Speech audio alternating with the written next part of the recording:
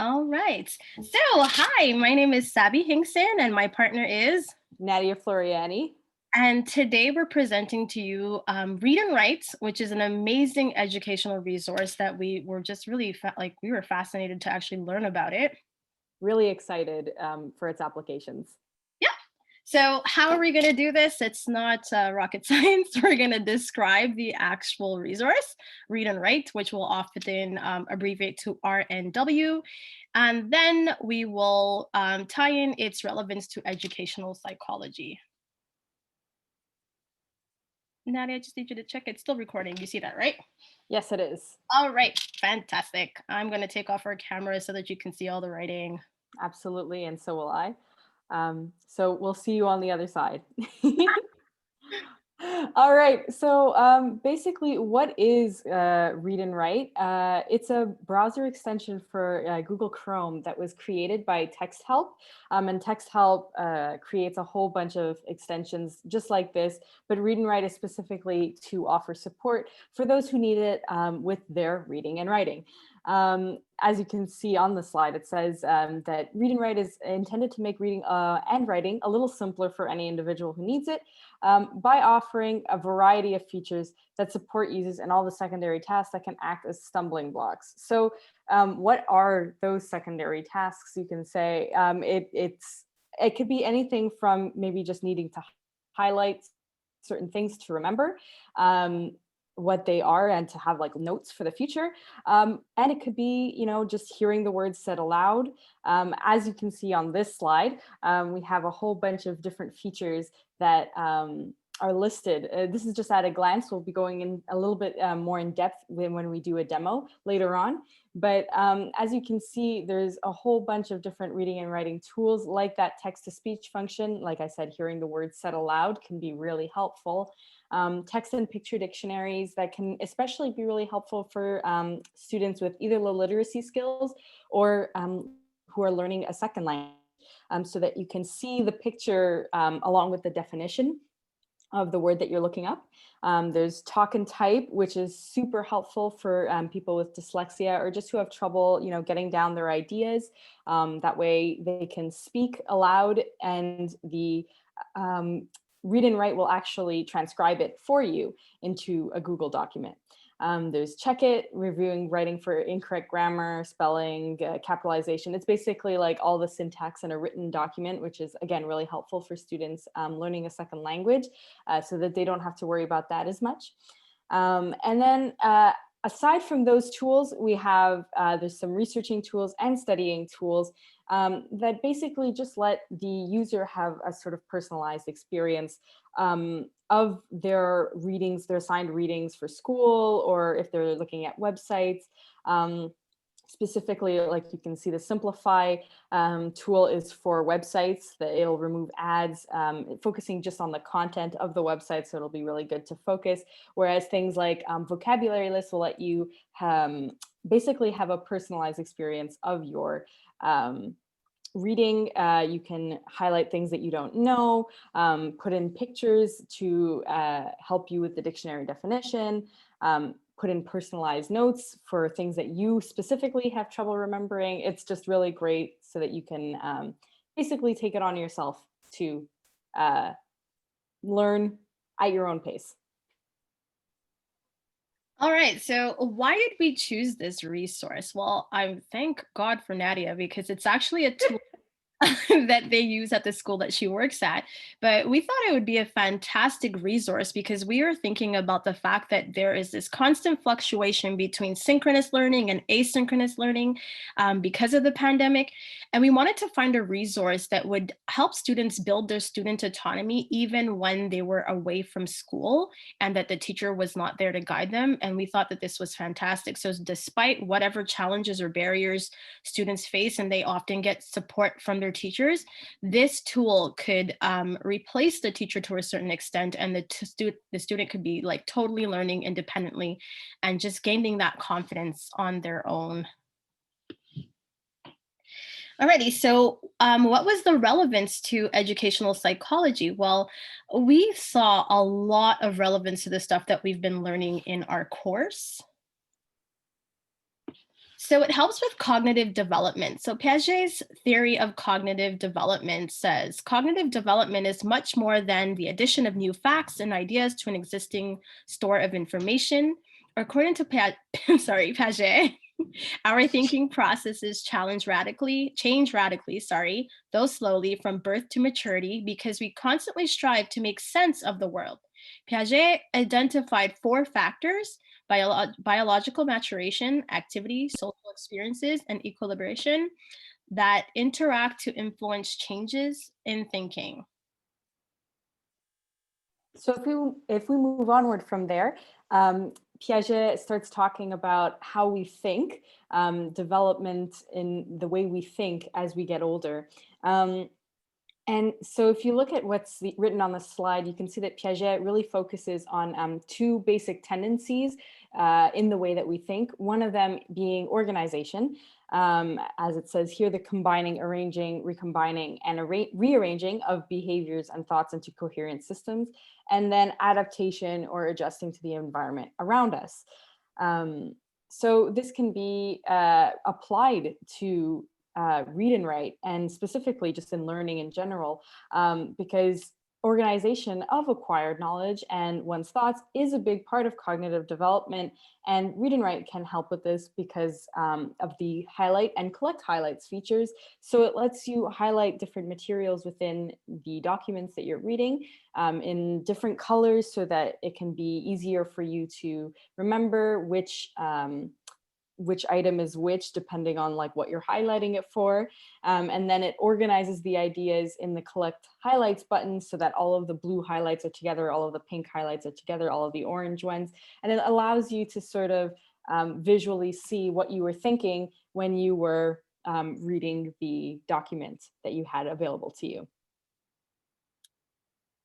So we also saw echoes of Richard Mayer's theory. So Richard Mayer had three facets of the visualizer verbalizer dimension. So in regards to learning styles and preferences, but what stood out to us the most was the idea of the visualizer and the visual learner. So there are students who retain information better when there are images affiliated with the information, or they just process things better with images.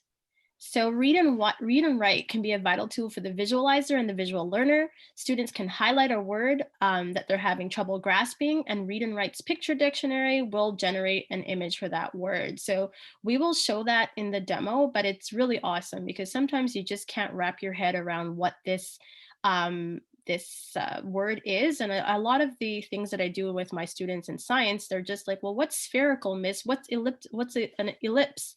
And they just having that available to them where they can see an image of the word is really helpful. So in general, we were thinking is that read and write really does facilitate equity and inclusion. Now, I think this little here shows it the best. And as we continue into it, oh, sorry.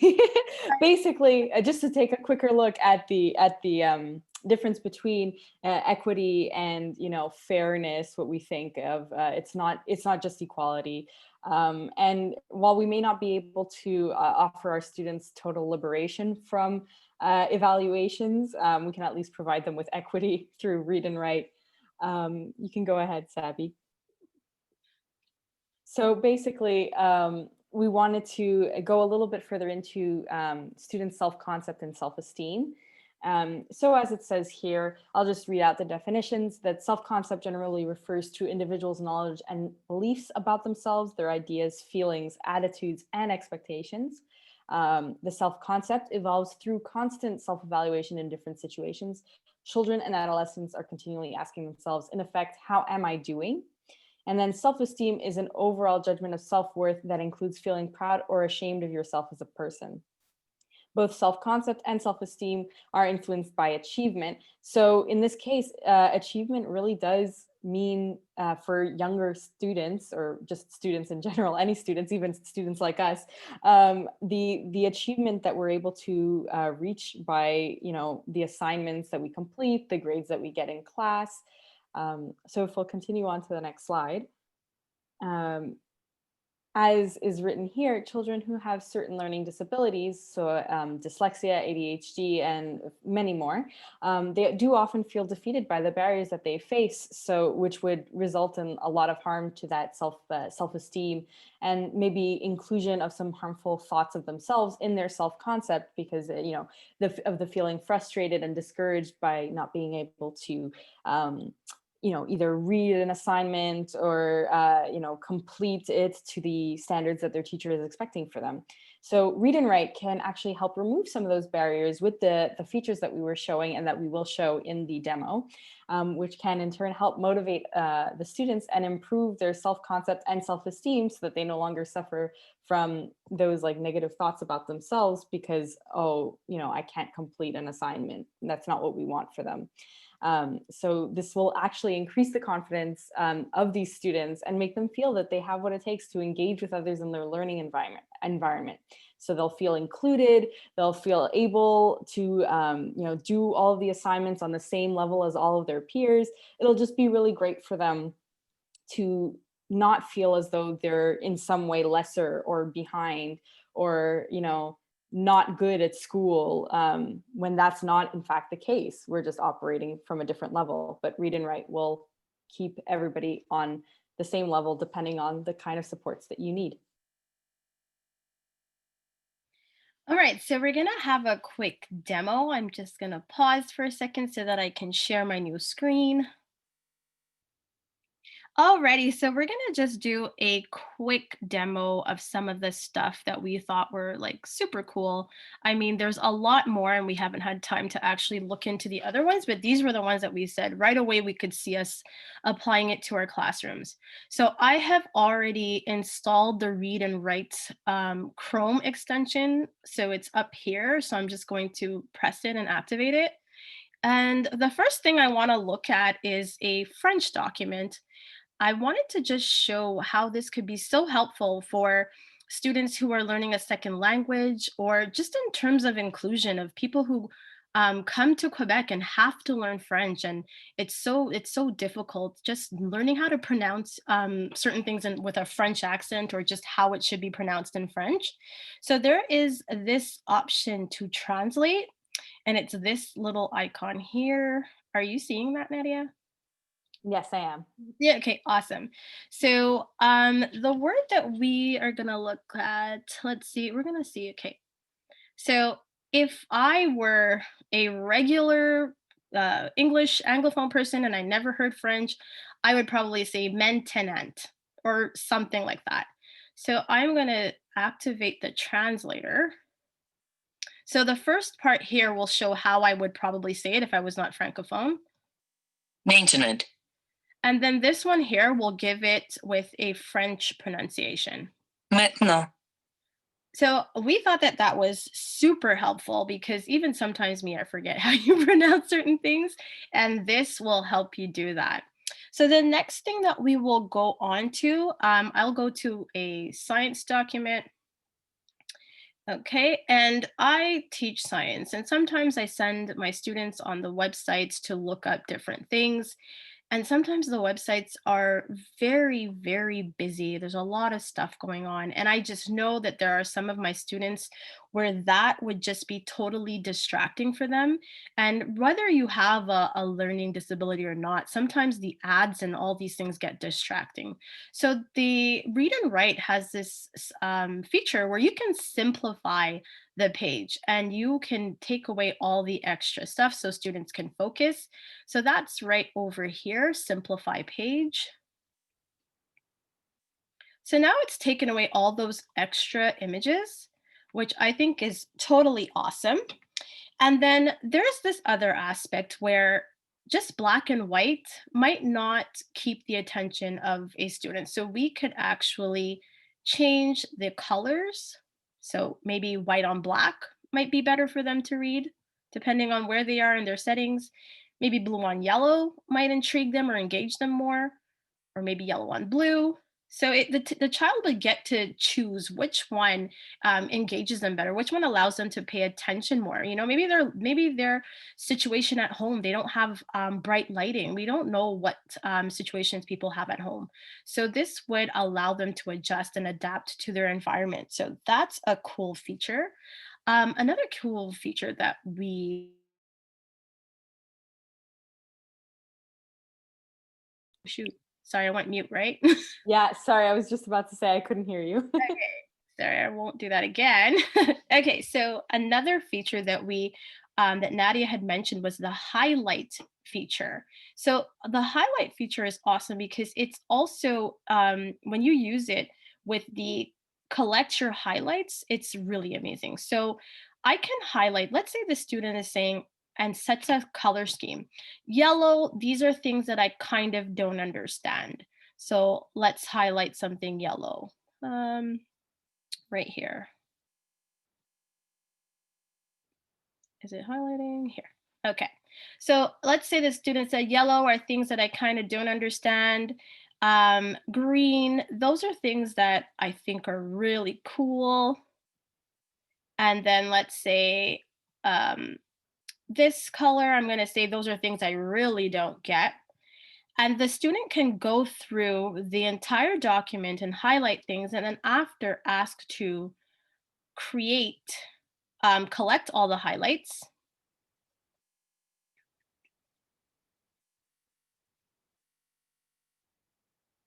Okay, and now all the students' highlights are collected in a Google Doc, which is amazing. And in the end, the student can actually share this with the teacher and be like, well, these are the things that I did not get.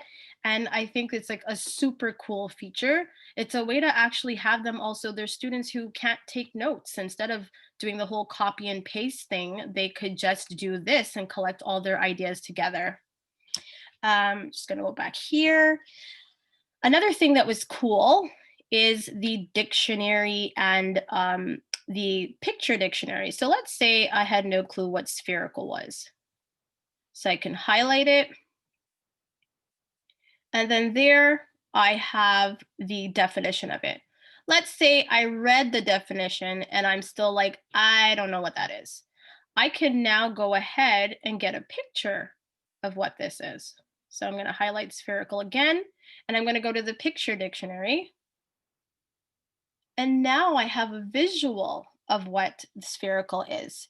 So we thought that all of these things were such amazing tools to help kids learn alone. Like we're really helping facilitate these kids to become independent learners.